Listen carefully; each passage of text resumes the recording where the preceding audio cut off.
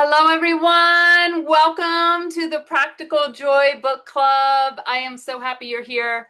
This has been 3.5 years in the making. um, People have the book all over the world. I've sold it. It's sold at conferences, but I always had this dream of bringing people together and doing a book club in my very own way, which, by the way, does not include even needing to read the book. So here we are. My co-host today is Matt Stone. Matt, unmute yourself. Please tell everyone where you are. I know where you are, but they may not know where you are. Good morning. Sorry for the noise. I'm in Midtown Manhattan on Broadway and across from Macy's. Oh yeah, right down in it, right? Right down in there. And it's So muggy and humid. So, yes, yes. So Matt, if you can just watch for anyone that comes in. At this point, you can let them in, but welcome everyone. So glad you're here. We have an hour together. This week, we are going to kick off the week and we are going to think about our joy as business owners, as busy business owners, as focused business owners, as sometimes successful and sometimes not, and sometimes everything in between. And we're sometimes like, what the actual fuck? If that resonates with you all, give me some high fives. Give me some high fives. I am so happy that you are all here. Just a couple of ground rules for this week and for this month of Practical Joy. Okay. Number one, if you don't have the book, you still have time to get the book if you wish to get the book. If you're in the US, you can get the book from Amazon. If you prefer a PDF version of the book, we have the book on PDF version for those of you that are internationally. I do recommend, because of the way the book was written and constructed and designed and beautifully laid out, and a freaking joy every single page, that you get the book. All right, this is not your average book. And I knew that if I was going to put Practical Joy on the map and become a joy catalyst for the world, the book had to be a joy when somebody picked it up. And to me, that was the most important thing. And we'll talk more about that. The other thing I want you to know is that every single week stands independently. So if you're not here this week, but you're going to catch the replay that goes out tonight or tomorrow, all right, depending on when we get that out, it's okay. It's not like a course where it's going to build and build and build and build. It will build naturally, but you do not have to have watched the replay or been present for the one prior.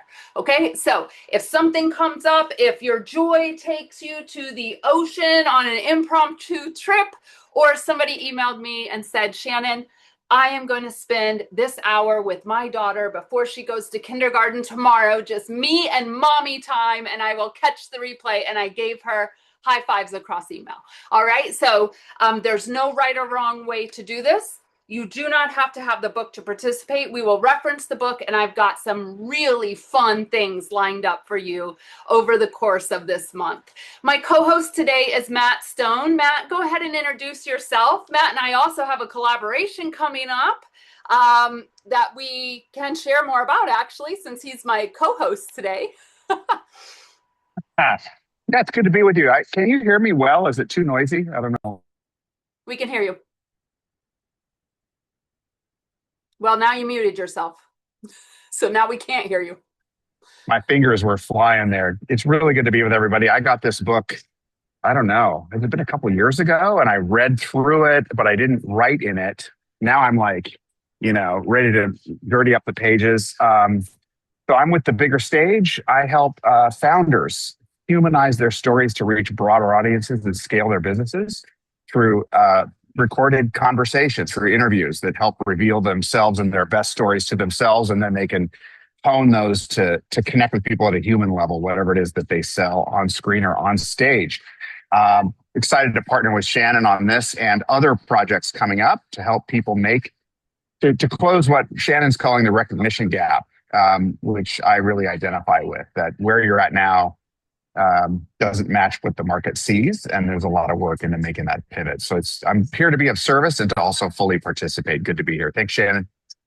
Beautiful. Thank you, Matt, for jumping in. Amy is here. Most of you know Amy from, of course, Joyful Business Revolution, but she's out in San Francisco walking to breakfast because she's out there presenting at a conference. So Amy is here today as a participant. But here's what I want to do to kick us off first, right? I want us to talk about joy, but I want us to find each other. So we're going to introduce ourselves in the chat. This is not your official business bio. You're going to give us a glimpse to the human behind the work.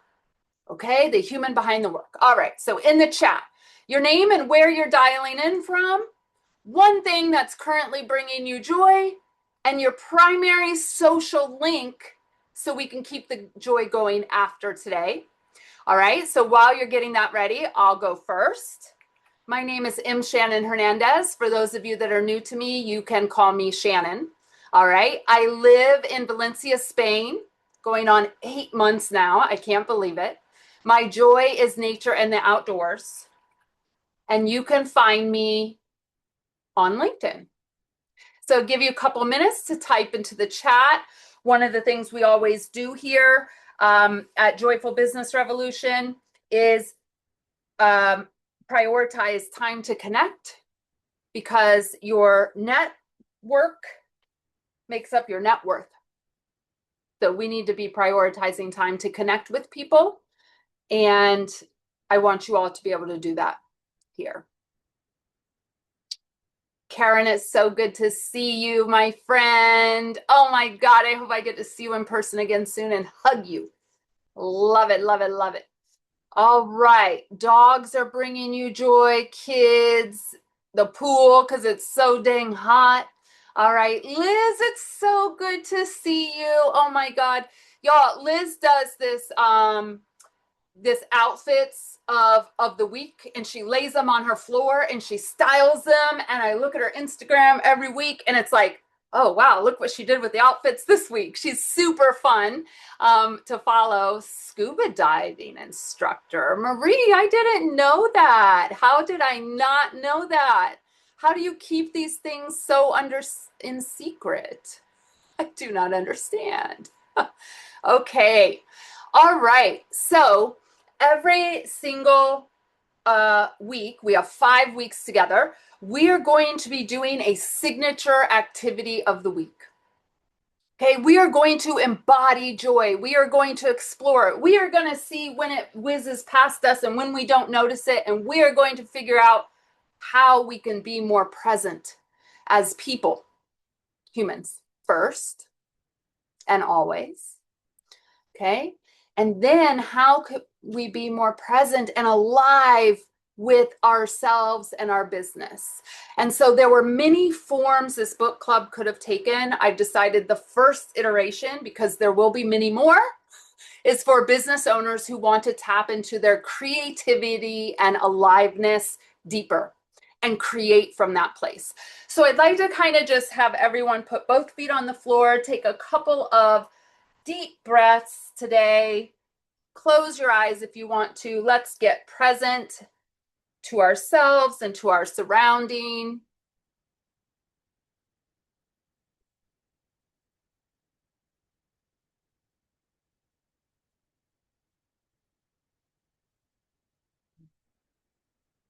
And I want you to ask yourself a question. You don't have to answer it publicly, and you might not have the answer yet. But what wants to feel more alive and creative in your business?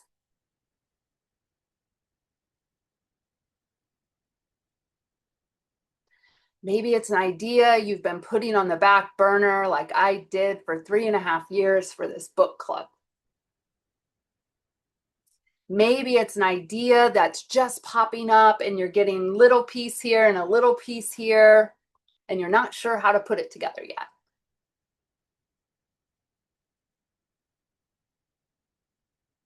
If you have an answer and you'd like to share, go ahead and put it in the chat. You don't have to know the answer. There may not be an answer for this question for you at this moment. But if there is, we'd love to see what would like to be more creative and alive for you right now in business. All right, Matt, tell us a little bit about this desire in your heart. Well, it really has to do with building building a community that helps me actualize the real nature of the service that I bring. So, I can work one on one with clients and this and that, but I think for me moving forward, I think building a community where I can serve even a broader audience than a traditional ICP is very fulfilling. It gives you a sense of, I think it gives me a sense of value in the interim. There's a lot of ups and downs and dips in business, especially if you're small in your business size. And I think working with a community is just a constant flow of opportunity to see your value and serve and sow into a community. So I also think it's, where we're at societally. Um, it's kind of obvious. I think we all know it, but I think we're all kind of burned out on these huge platforms driven by algorithms. I think we're wanting some real stuff and real connections. So I'm looking to create Beautiful. and nurture my own community. I love that. Dr. Stacy Moore, an RV business tour. Tell us a little bit about that. That sounds fun. Will you drive it to Spain? Uh, I mean, if they can put it on the boat to get it across, absolutely. So Dr. Stacy Moore, aka the operator, resources and relationships to make it short. And since I was 27, I've had a desire of purchasing an RV. But back then, we had the bookmobiles and those kind of things were going on. But what I wanted to do was to work with women. I was working in the government, work with women to be able to help them do their resumes and to search for jobs, but on the RV so that it was more private. They can get on, we could do the resumes, update them, print them out, send them off, do that type of thing. And then I would go from, major city to major city or smaller city. And so that has come back to thought now with my circumstances of being more mobile. So yeah, I'd love to do that and just in a different way with the Gen X women and what they need. Beautiful. Dr. Stacy, if you haven't personally connected with Karen Joy Fritz, do so. She got an RV and restored it. It was a beautiful COVID project that I watched happen. And then I got to see this RV in person before it went off to its new owner. But you two should definitely connect. I think you'd have a great connection. All right, so we're going to do something a little fun today, okay? I'm going to turn on my camera. What I want you all to do, well, let's just do a check first. If you have the book, type yes in the chat. I don't care what format of the book, but if you have the book, type yes in the chat. All right. If you don't have the book and want the book, so Anastasia sent me a message today on WhatsApp and we're arranging for her to get the book in Valencia, right? But if you want the book and don't have the book yet, I need you to email hq@joyfulbusinessrevolution.com and we'll figure out how to get you the book, or look at any of the emails I sent you. It's all in there. All right. Everything's in there. Okay. But what I want you to do now is I want you to get out a blank piece of paper. It can be a scratch piece of paper, grab a colorful marker. Maybe you brought a highlighter or a pen or a pencil. Life's too short, I think, for boring colors. So I actually have this sitting right on my desk so that at any moment I can pull a color because color is what brings me joy. All right. Lots of color brings me joy. And I want you to grab a sheet of paper or open your journal, however that's going to go for you. All right. I'm going to turn on my document camera. And I saw a new setting. I'm going to be brave. We'll hope it works.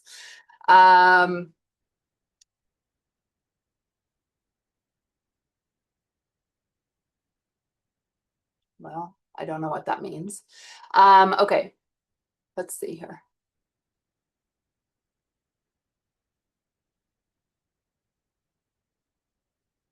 Okay, thumbs up if you can see my document camera. Yeah, okay. We're gonna draw a little timeline today, all right? You can make it squiggly, I don't care. You can make it jagged, I don't care. Just draw a line. And we're going to put 3 points on this line, like a beginning, a middle, and an end. Okay. And today, this is going to be before the business got so serious timeline.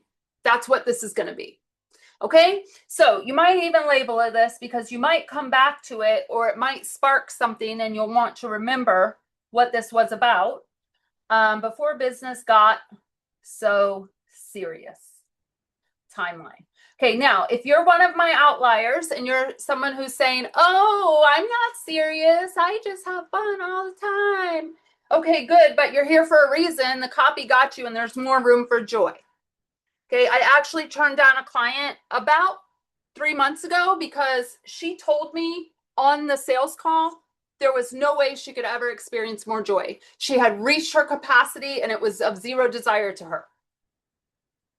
I said, well, you and I aren't going to work too well together. So I think we should just not start, right? I think we just need to not start this relationship here. And we both went our own separate ways, which was great, right? That's how you know. You ask the hard questions. You have those conversations that matter, right? Okay, so we're going to do a simple timeline, all right? And this is the before business got so serious. Okay. And in the middle is when it got so serious. We're going to try and identify when we started getting real serious. All right. Real serious. All right. And over here is what wants to come back now. What wants to come back now? Okay. And so I'm going to let you do a little percolating, all right? While I kind of talk through mine, and you can see if I could write and talk at the same time, which I cannot, all right, what I would write. But when you get writing, I will write on here, okay? So in the land before my business got so serious, I was the kid outside making mud pies with Matt, different Matt, my neighbor, in his walnut tree and our mom's pie plates. And I would notice things in nature and I would draw and I would explore and I would pick up bugs and I would follow what felt interesting to me. I loved learning, creating, drawing, collecting insects, bringing frogs into my shared bedroom with my sister. She did not like that part. Okay, and I loved making connections between things, between nature and humans, or nature and creativity, or nature and survival that other people may not have noticed. That's who I was way back before I got serious in business. Okay. When business got serious, woo, I became real good at strategy. I learned how to build those offers. I can write copy till the cows come home. I created all the systems. I'm an Asana ninja. I know how to sell. I know how to lead a business. I make smart decisions. And I'm grateful for all of that, because all of those skills created so much of what exists now and why all of you are here. But somewhere between the before and the when I had to get real serious as a business owner, I also noticed how easy it can be to start creating from what will work, what was working, what was strategic, what was successful in the past, and it left little room for Shannon to play. And now what wants to come back? I am going to figure out how to merge my love of biology with my love of marketing. The part of me that sees a blue-footed booby, a tortoise shell, or an evolutionary adaptation and immediately thinks, this has a story about recognition and identity and survival and visibility and change. I'm going to turn my Galapagos field notes and animal photos from a trip a few years ago and natural world phenomenons into campaigns that feel alive, interesting, and completely mine. And that is the part of me that wants to come back in my next era of business. You may give me a round of applause. Yay. The past, the present, the future.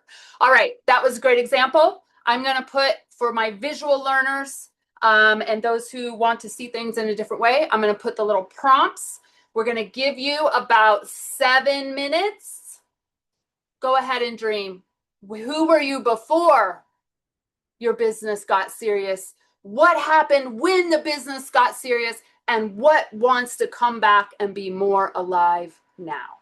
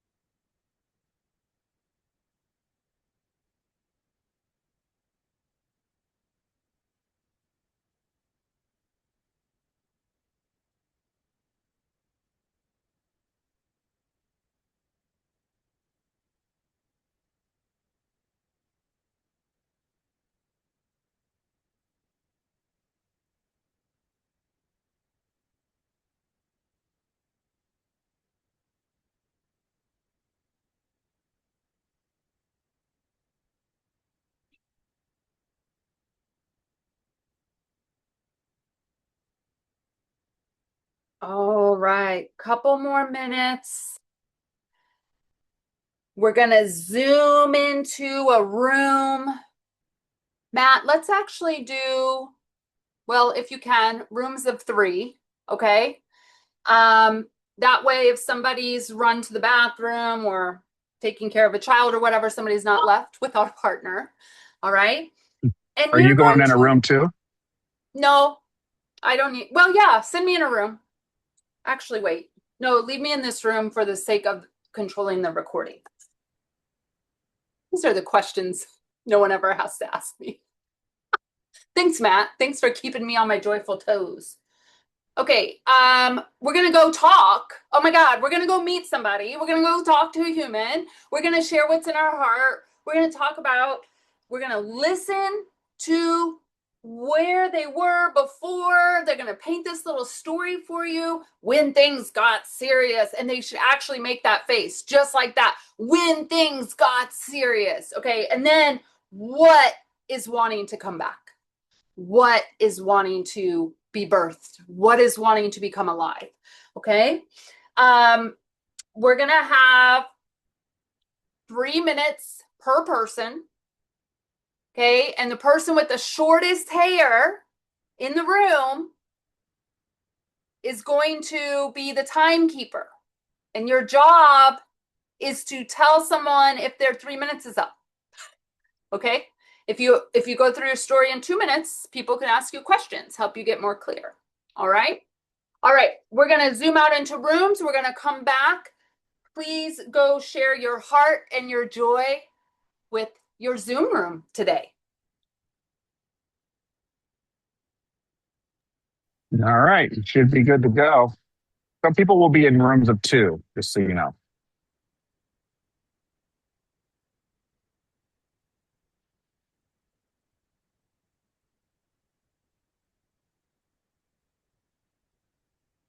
All right. What do you want me to do, Shannon? You want me to jump in or you want to have a ah. All Well, right, the before, Matt, what came up for you? I just went back to what I was doing as a boy, you know. I was making I was always making shows. Like I just made shows, talk shows, game shows. I would invite them. I created scenarios and invited people other into them to play with me, where I was generally the host or the sheriff, depending on the situation. Singing, a lot of joking, and performing, but not in a obligatory way. Performing as a form of connection. Um, yeah, just a lot of exploring. That's I've always been about people everywhere, so I want to meet everyone. Matt, I've How about you? never in all these years heard you say you made shows. Oh, Ever. yeah, yeah. Wow. That's where that I want fans, not a community came from because, I was always like, I used to do radio shows on a tape recorder with my buddies and I'd plan out the commercials and I'd do segments and the whole bit, it's my favorite thing. Wow. Wow. I love So, that. Um, and so what wants to come back now? Like a show with fans or a show that includes fans or all of the yeah, above? Like there's so many iterations. well, yeah. And I think that's why I'm finally coming around to community, but I had to figure out what I was actually giving to the community. And I'm getting much, much closer to that now. So my dream space would be that I'm traveling globally, hosting events that bring people together, that we're recording and learning from other people and how they're doing things and sharing it with the world. And that is, you know, especially around building trust, building community, building genuine connection in a world of disconnection, discontent, loneliness, and distraction. And algorithms now and AI where you can't trust anything. You can't answer your phone. You can't trust what you see on Facebook. Is it real? Or is even the people on YouTube are fake half the time now. The music, half of the music is fake. Yeah. And so it's I just feel a calling to bring a real connecting experience and help people really see themselves through other people. Help when you can see yourself through the eyes of someone else, you realize how great you already are, and how Mhm. common you actually are. And that's what drives everything that I'm doing. So I love yeah, it. I don't know. Does that make sense? Yeah. I'll tell you a little bit about, so I always had this, I want to send a broadcast message. Hold on just a second. I'll send it to Yeah. them. 5 minutes, I think. Okay. Um, I always had, so I went to the Galapagos. I don't know if I knew Mm. you then. Yeah. And I I remember took the that. most amazing field notes like a scientist, right? Because I have a Mm. master's in biology. And I was in such my happy place. I was sketching, I was taking notes. I was the one, everyone else was drinking or whatever they were doing. I was sitting talking to our guide, our National Geographic guide, for like hours upon hours. And then I was like, okay, one day I'm going to do something with these and blend them some way with my marketing. I don't know how, when I have time to think about it. I sat down yesterday and I thought about it, and it came so fast finally. And so I am putting together a campaign with 8 animals, how they've adapted in nature to survive, and what that means for businesses and evolution, and businesses and visibility, and businesses and recognition. And I am so excited. I am so It's perfect. excited. That's perfect. I do my little daily podcast. Mhm. And this morning I talked about how MySpace is coming back. And the reason why MySpace is coming back is because people are so sick of the traditional social media platforms. So the owners who bought it 15 years ago are like, time to bring it back and make it not so algorithmically driven, have it actually be for smaller and niche groups of friends, all the things that people are actually craving. And whether it works or not is kind of a moot point. But what my point was on the show this morning was that all the things that you do, you may put it on a shelf, and 5 years later, you're like, you pull it Mhm. off, and then the time. So keep doing that stuff. I think about all the stuff I did with feedback and all that communication stuff. That's going to come back. Yes. I'm going to bring all of that back, except I'm going to do it my way, in the right time, in the right format, and help people learn how to connect with each other better using that same exact thing that my mentor taught me and that I taught so many other Mhm. people. We don't Yeah. lose them like you and the Galapagos. It's all forming into some kind of thing. Yeah. Yeah, The other thing that's that I'm glad we're inspiring. talking, yeah, I'm glad we're talking about this, because the other thing that I'm trying to remember myself as a fast Hmm. creator and a business owner, Hmm. stuff that okay, this is a great example. The book has been out 3.5 years. It's finally time to have the book club. Like, I knew I Yeah, would know when I knew, right? right, I right, right. launched stuff 5 years ago, it flopped, but it's because nobody was ready for it yet. And I'm like, why don't I just go back and pick that stuff up? It's all built, and just put it out into the world again. Like, That's it. because That's they it. weren't ready then. They were not ready Yeah, then. Right? yeah.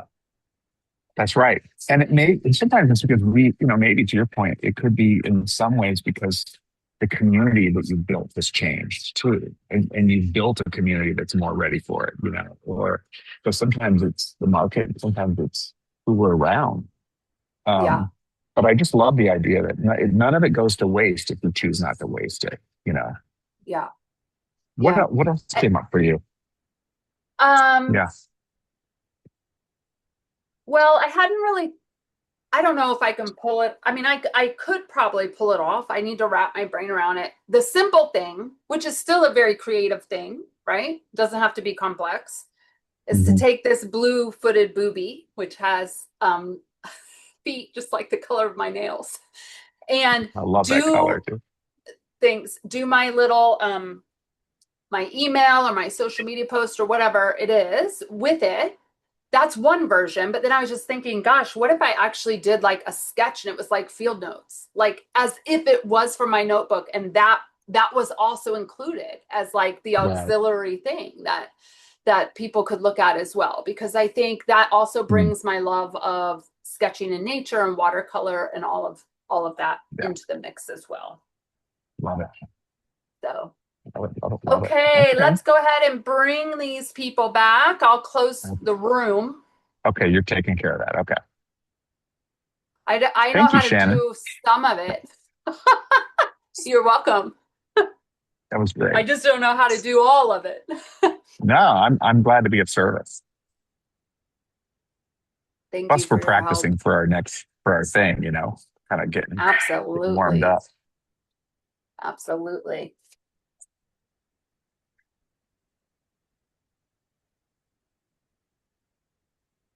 Oh yeah, there's a minute countdown. That's right. Yeah. So I could have gone 3 to 4 people or 2 to 3 people, and I went with the smaller. That's good. That's good. They're coming back. They're coming back. Hello. Kieran and Dan, hello. Were you two in the same room? That's fun. Did you know each other before now? Yay. I love it. I love it. I love it. Welcome back, everyone. Look at those smiles. Stephanie Steyer, I need to get my arms around you again, my friend. I really, really miss you. Let's at least have a friend chat, please, coming up soon. Okay, everyone, welcome. Welcome back. Anyone want to share something from their room? Something that happened in their room, from their room? Stephanie, unmute yourself. Hi, Shannon. And yes, we definitely need a catch-up call. I loved how creative our group is, even though we are in different places and doing different things. So much similarity, and trying to get ourselves back to being more creative. So this is a wonderful starting place, Shannon. Really, thank you. Beautiful. So glad you're here. Sarah Pitts. Thank you. And thank you for putting me in a room with such great people. We kind of established that life got pretty serious before business got serious. And actually, there's vulnerability in sharing your joy with social media. So that creates connection too, not just sharing the bad stuff, Yeah. Where does the vulnerability come of sharing our joy on social media? Where does that come in? Who feels that, just by a show of hands? Isn't that interesting? Isn't that interesting? Karen, please shed some light on it. I was just raising my hand. I feel like when I express that things are going well in a world where many people are not doing well, it seems like I'm not reading the room, like I'm being greedy, like I'm indifferent. And it's taken a long time to learn that my joy enables other people to experience and express their joy. But it feels really like I'm opening it up for criticism. Yeah, very good. I want to share something with all of you. This might make me cry, which is okay.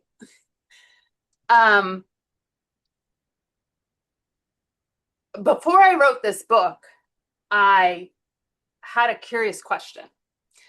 And the curious question was, what would happen if everyone on the planet could become 1% more joyful each day?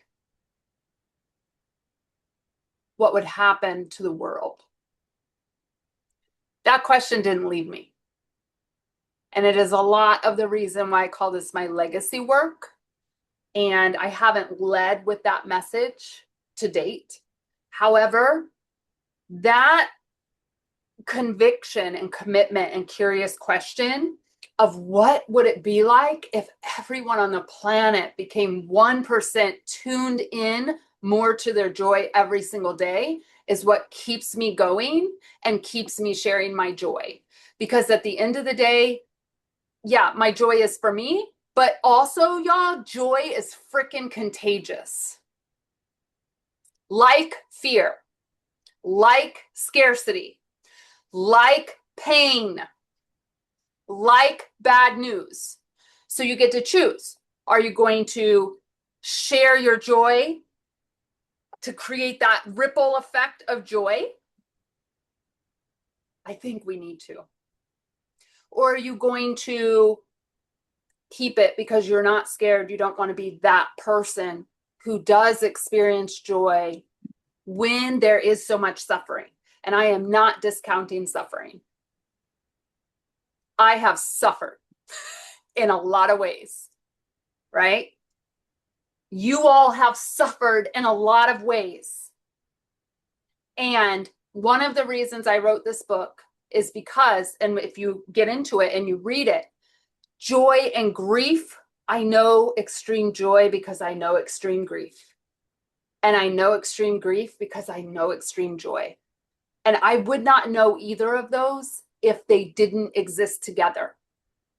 And so for all of us, that is the humanness. They can exist together. And they need to. Because I don't know about you, but I'd rather, yes, feel what I'm feeling, do the grieving, and then say, okay, I deserve a little bit of joy today. I am going for a walk at the beach. And it's not like you're going to jump up and down for joy if you're in extreme grief, but it's a little bit of lightness for your soul. And we're going to talk more about that as the month goes along. Michelle, my new friend in England. Hello. Hey, Shannon. Hey, everybody. Great to be here.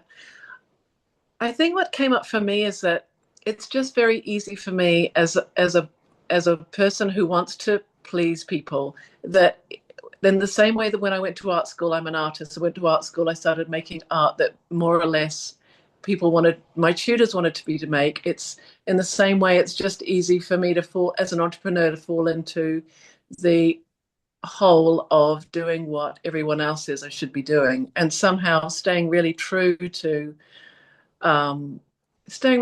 myself is the job, and it is the vulnerable work. I think, Shannon, like, you gave it's I think it is vulnerable work to stay in really being me, actually, whatever the context.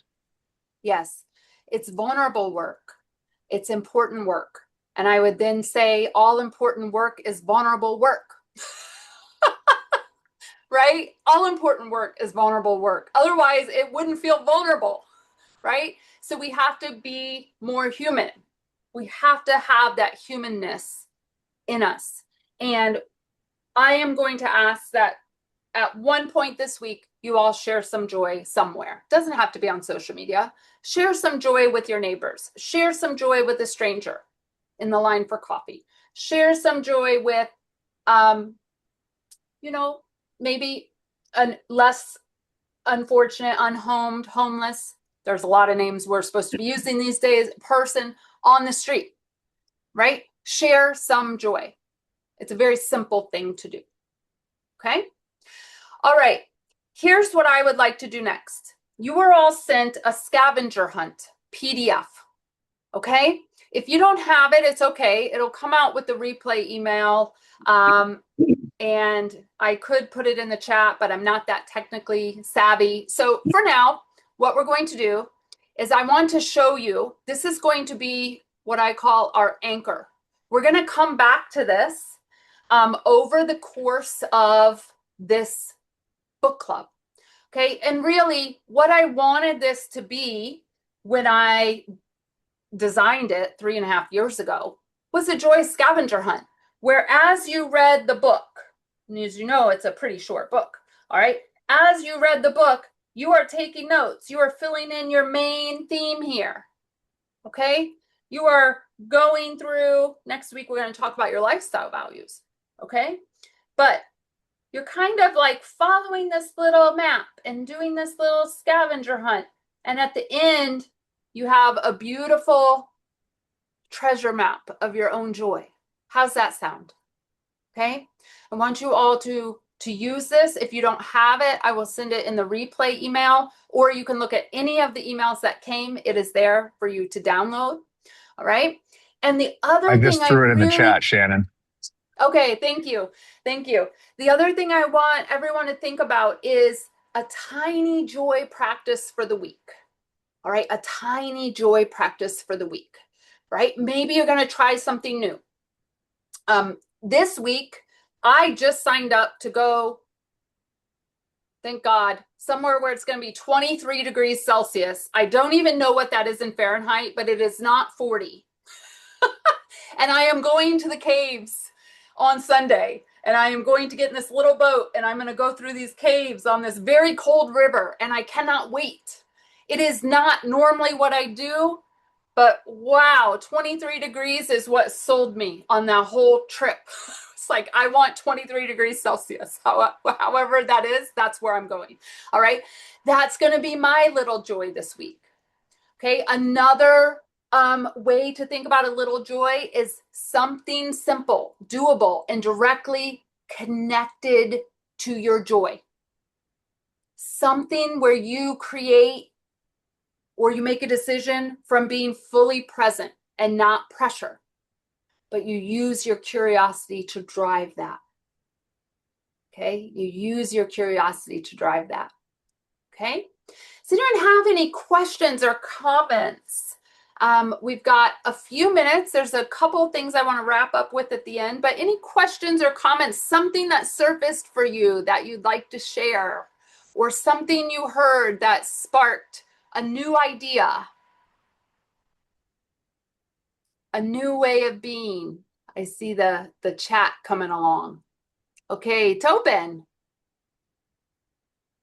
I think I've been looking a lot of what do I want life to be next and looking at that additively. I just really appreciated your going back to the before. I was it was the idea of childlike wonder. And when things got serious, it wasn't that things changed, but my perspective of things changed. So I appreciated what was before and what was when is still for the most part of my life the same as what's to come. It's just, well, I can't change the things. What's in my control is just returning to putting on the rose-colored glasses. And so thank you for the reminder to just return to the same things, but again with the childlike wonderment and awe, even if it's the same thing.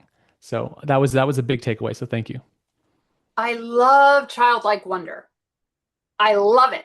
I love it, love it, love it. And I think we all need more of it. All right, Kieran.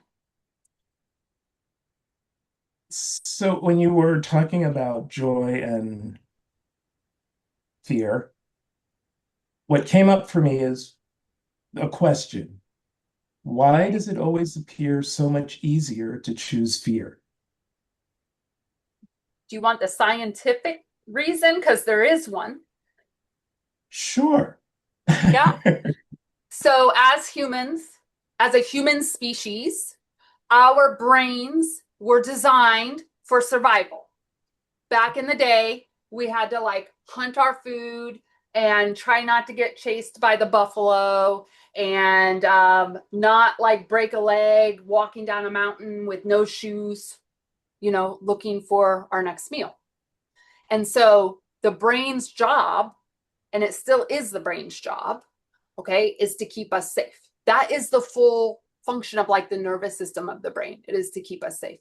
So scientifically, the brain is always going to default to fear scarcity. It is true. The reason we go to therapy, the reason we do self-help books, the reason we have affirmations, yoga, whatever it is, hopefully they're healthy things, okay? I'm not talking about drug addictions or things like that, okay? That happens. But the reason we do these things is to remind ourselves that we are safe when we are safe. Okay. There's nothing worse than people telling you to do affirmations that are not true. Like if you are not safe, don't tell yourself you're safe. That is not what I'm talking about. Okay. But if you are in a place where you are safe, I often have some anxiety. It's from ADHD and 15 million ideas and a million things I want to create, knowing it's never going to happen. Okay. But here's what I do in those moments. I am safe. I am calm. I am loved. Because that is true in those moments. I am safe, I am calm, I am loved. But I have to rewire my brain, right? I just add on to that and I choose joy because joy is an inside job at the end of the day. Joy is an inside job. Okay. So that's the scientific reason. I also think socially, we're conditioned by a capitalistic patriarchal society to not have joy. Joy is like the root of all evil, because if you are in joy, you cannot be producing, you cannot be making money, you cannot be working your 60 or 80 hours a week. Like, we've just been taught to work and grind, really. And so many of us, all of us sitting here, hell yeah, we said, we're not doing that shit anymore. We're unsubscribing from that narrative. And so that has to be rewired as well. Make sense? Sure does. Thank you. Okay, beautiful. All right, in the chat, I just put a link. I will send this out in the replay email as well, but I want to share something with you all. There's some beautiful behind the scenes videos on the Practical Joy book website. Extra credit for those of you who want extra credit. Watch the 11-minute video. Okay, there's a lot of them there. We're going to explore them throughout the month. You don't have to watch them all now at one time. Watch the very first video on creating the cover and interior artwork of Practical Joy. I want to share with you, it's an 11-minute video, the story of me overcoming my fear of failure of being an artist. And this book was my first entry into calling myself an artist and claiming that. Okay, so I kind of did a behind the scenes interview of what it took for me to get to that place. I'd love for you all to watch that, because remember when my childlike joy was to sketch and play and do all these fun things? Yeah, in 3rd grade, I was told my sister's the artist, you're the sports person. And I needed to reclaim that. So I've left you a beautiful behind the scenes video there. Okay, and then I just want to share with you a few really cool things, community gatherings and news that's coming up in the Joyful Business Revolution community outside of the book club. All right, I don't know about you all, but sometimes we teach the very things we need, and I needed some damn fresh energy in this business after moving to Spain and like upending my life. And I was like, I'm calling in the troops. I'm calling in the reinforcements, all right? So one of the things that came to me was, wow, Amy and I have done 11 seasons of our podcast, and I'm really pretty fucking sick of it. That's one of the things that, like, I'm sick of this format. I am sick of it. And so we are debuting, and we want you all to come, what we are calling impromptu conversations. And actually, one of our guests is here, Michelle Devi. She is a guest in August, and Meredith Grundy is also a guest in August. But here's the premise of it. And I tell you this because sometimes we don't need to burn it all down. We need to play, and we need to call in the creative ideas. Okay, so here's how these are going to go. In Michelle's case, since she's here, we emailed Michelle and said, we want to have you on an impromptu conversation. We're going to have a live studio audience. The only thing we're all going to decide is what's the topic. And Michelle, you want to tell them the topic you chose? And we have not talked there are no scripts. The whole conversation is shaped by the people in the Zoom room with us as this goes down. All right, Michelle, what's the topic? Your topic. My topic is the elephant in the room. And am I going to tell them the actual line? I think you should. Everyone get Okay. ready. My actual line is 70 cocks and done. 70 cocks and done. Yeah, you heard that right. I developed a messaging campaign within 15 minutes of knowing Michelle, and I said, we're calling it 70 cocks and done. And she said, I don't think I can do that. And I said, just sleep on it. All right, so she's going to be, anyway, these are impromptu conversations. Okay, that's one of the cool things going on in the community. All right, another thing, Matt Stone is here. Matt and I got together because I needed some reinforcement on some energy of, God, we're all going through where we need to debut ourselves and our work that we're actually here to do now or next.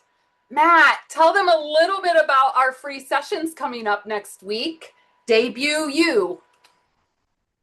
Yeah, it is a free session, and we're really excited about it. All we're going to ask for is some feedback, but we are really going to dive into taking a closer look at the narrative or the stories that you're telling yourself and you're telling the world, and seeing where the gap is between that story and where you actually are, so you can fine tune it. Sometimes the pivot is very small, but it's like when you move it like a half degree, it takes you a very different location.